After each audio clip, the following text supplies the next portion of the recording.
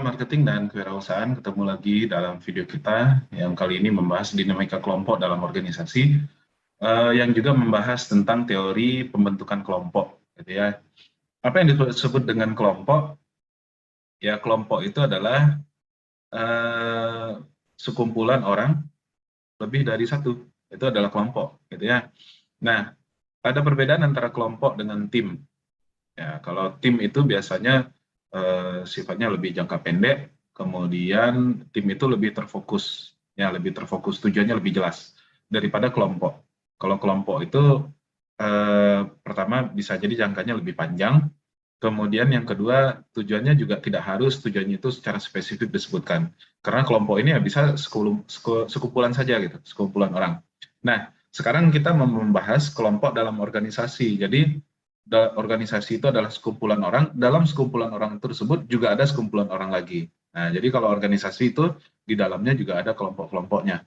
Nah, sekarang kita mau membahas apa itu kelompok, bagaimana mereka terbentuk, apa saja teori-teori pembentukannya, dan bagaimana dinamikanya di dalam sebuah organisasi. Oke, pertama, ada teori-teori pembentukan kelompok. Ya, yang pertama, teori propinquity. Ini adalah teori kedekatan. Kenapa beberapa orang itu atau sekelompok orang itu, sekumpulan orang membentuk kelompok? Karena menurut teori propinquity, seseorang itu berhubungan dengan orang lain disebabkan adanya kedekatan ruang dan daerah, karena mereka itu secara fisik dekat. Ya, bisa jadi mereka itu dalam satu satu kontrakan atau satu kos, serumah, atau aktivitas keseharian dalam bekerja misalnya, satu kantor misalnya, atau satu sekolah, satu kelas, dan lain-lain sebagainya. Tapi mereka secara fisik dekat, ya, secara fisik dekat, dan kemudian secara intensitas sering ketemu, ya. Nah, maka orang-orang ini akan membentuk kelompok. Nah, itu adalah teori propinquity teori. Jadi kelompok itu terbentuk karena adanya kedekatan secara fisik. Nah, kemudian teori yang kedua, teori yang disampaikan oleh George Horman. Nah, kata si George Horman ini, kelompok itu dibikin berdasarkan aktivitas-aktivitas atau interaksi-interaksi dan sentimen-sentimen. Jadi, karena adanya aktivitas yang sama, mungkin secara fisik tidak berdekatan, gitu ya. Karena adanya interaksi-interaksi, karena adanya sentimen-sentimen, sentimen ini maksudnya bukan sentimen yang dalam sinetron ya, dia sentimen sama saya gitu ya, atau seperti sentimen ini kan kesannya negatif, tapi sentimen itu adalah perasaan atau emosi, bahasa Inggris. Ya, ini juga sering kalau kita bercerita di kampus ya kan, kenapa nilai Anda rendah semua gitu? Karena dosennya sentimen sama saya gitu. Apakah dosennya punya perasaan atau emosi kepada dia atau bagaimana maksudnya? Jadi kata si John Holman ini, kelompok itu terbentuk bukan hanya karena adanya kedekatan fisik, tapi karena aktivitas-aktivitas dan interaksi-interaksi. Bisa jadi mereka dekat, bisa jadi. Karena mereka dekat itu, maka aktivitasnya sama. Bisa jadi seperti itu. Tapi bisa jadi mereka berjauhan. Tapi karena aktivitasnya sama, misalnya sama-sama manajer pemasaran misalnya. Ada manajer pemasaran di perusahaan A, manajer pemasaran di perusahaan B, manajer pemasaran di perusahaan C, dan lain-lain sebagainya. Mereka kemudian membentuk sebuah organisasi atau sebuah kelompok yang bernama Persatuan Manajer Pemasaran Seluruh Indonesia misalnya. Nah, itu adalah pembentukan kelompok berdasarkan aktivitas. Untuk apa gunanya? Agar mereka bisa saling memberikan masukan atas aktivitas-aktivitas yang mereka lakukan itu. Misal di perusahaan A, dia terkendala, misalnya tidak pernah melakukan riset pemasaran sebelumnya. Sekarang mereka harus lakukan riset. Ke siapa ya bertanya ya gitu. Nah, maka di dalam kelompok tersebut mereka bisa saling melengkapi. Dan dalam sebuah bisnis itu biasa saja. Bisnis itu persaingannya tidak hanya jatuh menjatuhkan saja gitu ya. Atau misalnya karena sama-sama senang main sepeda, itu kan aktivitas atau interaksi, ya kan? Maka mereka akan membentuk kelompok. Sama-sama menyenangi K-pop misalnya, ya kan, sama-sama menyukai Blackpink. Ada yang dari Padang, ada yang dari Jakarta, ada yang dari Korea, ada yang dari Amerika. Mereka bentuk kelompok secara online misalnya. Itu juga termasuk dalam teori George Homan. Jadi kalau yang tadi pembentukan kelompok itu berdasarkan fisik mereka dekat, kalau ini berdasarkan aktivitas atau interaksi atau perasaan gitu. Kemudian menurut teori keseimbangan atau a balance theory of group formation, teori ini mengatakan bahwa seseorang itu tertarik kepada orang lain dan membentuk kelompok berdasarkan kesamaan sikap. Ya, kalau sikap itu berbeda dengan aktivitas. Kesamaan sikap dalam menanggapi suatu tujuan. Misalnya, ada sebuah kejadian misalnya. Apa ya?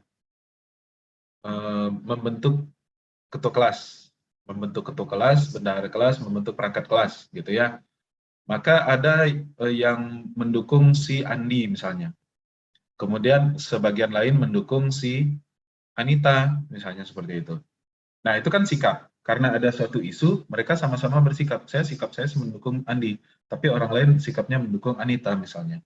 Maka karena kesamaan sikap tersebut, mereka saling membentuk kelompok. Ada kelompok tim Andi, ada kelompok tim Anita, misalnya seperti itu. Atau misalnya ada yang sederhana-sederhana saja, ada sebuah kejadian misalnya, ya kan? Ini mengatakan setuju, yang ini mengatakan tidak setuju, maka terbentuklah kelompok. Jadi teori keseimbangan itu adalah karena adanya kesamaan sikap dalam menanggapi suatu tujuan yang relevan satu sama lain, ya kan? Ya, itu teori yang disampaikan oleh Theodore Newcomb, teorinya cukup baru pada tahun 2012, ya belum 10 tahun umurnya. Ya. Kemudian teori pertukaran atau exchange theory. Teori pembentukan kelompok ini memungkinkan karena adanya interaksi dan susunan-susunan berikut, adanya hadiah, biaya, dan hasil. Ya kan? Dalam proses pembentukan kelompok menurut teori ini memungkinkan terjadi karena seseorang atau sekelompok orang memberi sesuatu kepada orang lain atau pihak lain untuk mendapat suatu balasan. Jadi kelompok ini terbentuk karena adanya iming-iming. Iming-iming ya, karena adanya hadiah, karena adanya imbalan. Makanya ada teori pertukaran ini, ada kelompok yang dibentuk berdasarkan teori pertukaran ini, ya kan? Ayo ikut dengan kelompok saya, karena kelompok saya ini begini. Artinya ada ininya, tidak harus uang ya, bisa jadi hal-hal lain, bisa jadi kejayaan misalnya, kejayaan apa ya?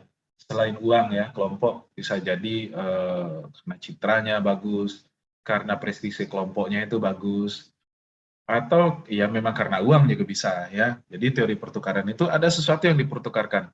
Jadi kalau bergabung di dalam kelompok ini ada imbalannya, ya, ada biayanya dan ada hasilnya. Itu adalah exchange teori. Kemudian teori alasan praktis. Jadi kelompok ini terbentuk karena alasan yang sifatnya praktis, yaitu ekonomi, keamanan, atau alasan sosial. Dan kelompok ini cenderung memberikan kepuasan terhadap kebutuhan sosial yang mendasar. Misalnya,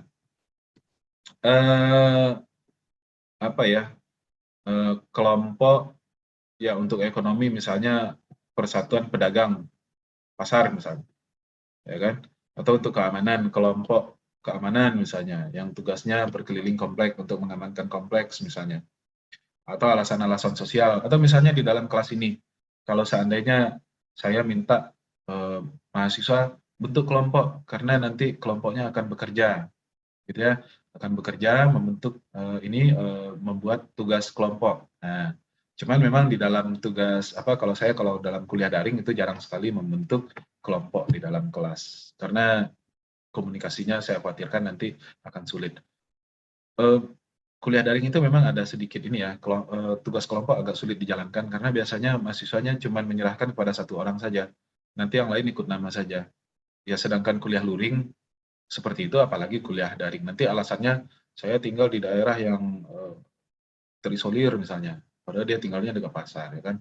Nah, tapi itu cerita lain ya. Kemudian ini kita simpulkan, ya ini adalah kesimpulan dari teori-teori tadi. Jadi dari berbagai teori yang sudah kita sampaikan di awal, ada beberapa alasan yang menjadi daya tarik ya orang-orang itu membentuk kelompok. Yang pertama, kesempatan untuk saling berinteraksi. Memang mereka itu ingin berinteraksi. Kenapa ingin berinteraksi? Mungkin ya karena secara fisik mereka dekat, satu kantor misalnya, ya orang satu kantor masa tidak dekat gitu ya, tidak membentuk kelompok, ya kan minimal kelompok WA misalnya.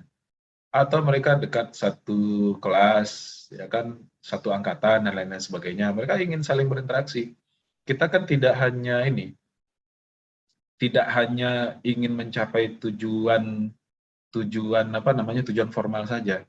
Misalnya kita di kampus misalnya, kita berada di angkatan 2021 misalnya. Kan kita tidak cuma ingin cari nilai saja, kita kan juga ingin tahu teman kita siapa, hobinya apa, kita ingin saling berinteraksi, ya kan, ingin ngobrol, ya kan. Nah, itu adalah salah satu daya tarik dari eh, pembentukan kelompok tadi. Atau karena status kesamaan latar belakang, sama-sama ini, sama-sama itu gitu, ya kan. Kemudian karena kesamaan sikap. Nah, seperti yang sudah dijelaskan tadi.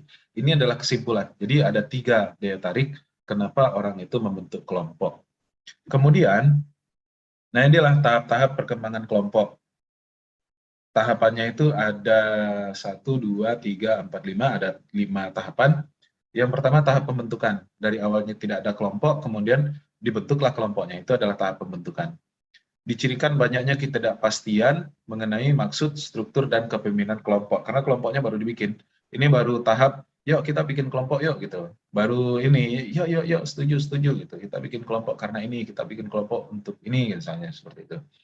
Kemudian di tahap kedua, setelah tahap pembentukan, itu adalah tahap keributan. Keributan ini maksudnya bukan berantem ya, jadi dibentuk kelompok, kemudian sebelum kelompoknya dimulai, kita berkelahi dulu. Bukan itu, maksudnya tahap keributan itu adalah masih ada konflik. Ya, misalnya, apa nama kelompoknya? Itu aja lah misalnya. Itu kan masih ada konflik. Ada yang mengusulkan nama kelompoknya adalah kelompok Maju Jaya, Sempurna, Sejahtera misalnya. Tapi yang satu lagi nggak setuju, dia sukanya makmur, sentosa, abadi selamanya misalnya. Ada lagi yang mengusulkan nama kelompoknya, itu kan keributan. Jadi keributan itu bukan berkelahi, tapi maksudnya terjadi perbedaan-perbedaan. Siapa yang jadi ketua? Ya kan? Kalau kelompoknya adalah kelompok yang mendatangkan uang atau mendatangkan imbalan tadi, pasti orang akan berebut menjadi ketua.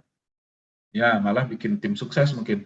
Tapi kalau kelompoknya sekadar kelompok main-main gitu ya, yang nggak ada uangnya, kelompok-kelompok hobi, ya itu biasanya saling berebut untuk tidak jadi ketua. Ya kamu aja maju jadi kelompok ketua, kamu aja lah jadi ketua gitu ya kan. Kemudian setelah tahap keributan, tahap normaan. Tahap normaan ini sudah terjadi kesepakatan. Jadi tadi keributan itu sudah menghilang dan kemudian disepakati. Yang diributkan tadi, nama sudah disetujui, kemudian ketua sudah disetujui, sudah sepakat gitu ya. Itu adalah tahap penormaan. Tahap penormaan ini dicirikan oleh hubungan karib. Nah, mereka sudah tidak lagi ribut dan kohesif. Kohesif itu melekat, ya, sudah saling tertarik. Kemudian tahap pelaksanaan. Nah, kemudian tahap pelaksanaan ini dicirikan oleh dari pergeseran dari mencoba, mengerti, dan memahami satu sama lain ke pelaksanaan tugas. Jadi itu tahap pelaksanaan. Kemudian tahap reses dicirikan oleh munculnya kepedulian untuk menyelesaikan kegiatan-kegiatan dan melaksanakan tugas ya, bukan daripada, dan melaksanakan tugas. Jadi ini adalah tahap-tahap pengembangan dari kelompok. Oke, itulah teori-teori pembentukan kelompok. Terima kasih sudah menyimak. Sampai jumpa di video berikutnya. Salam marketing dan kewirausahaan.